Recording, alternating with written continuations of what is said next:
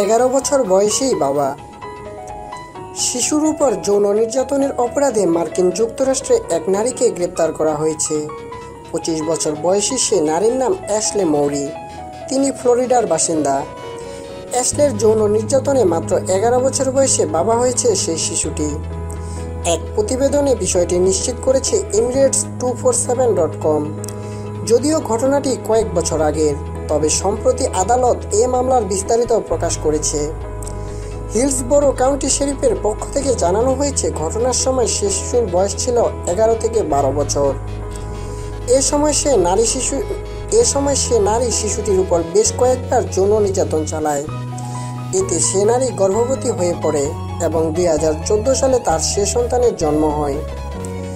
আদালত জানিয়েছে, একজন প্রাপ্তবয়স্ক ব্যক্তি হিসেবে সে নারীর উচিত ছিল দায়িত্ব নিয়ে কাজ করা, কিন্তু তিনি তা না করে বরং শিশুটির উপর নির্যাতন চালিয়েছেন। এ অপরাধে বর্তমানে তার বিচার চলছে। ধন্যবাদ।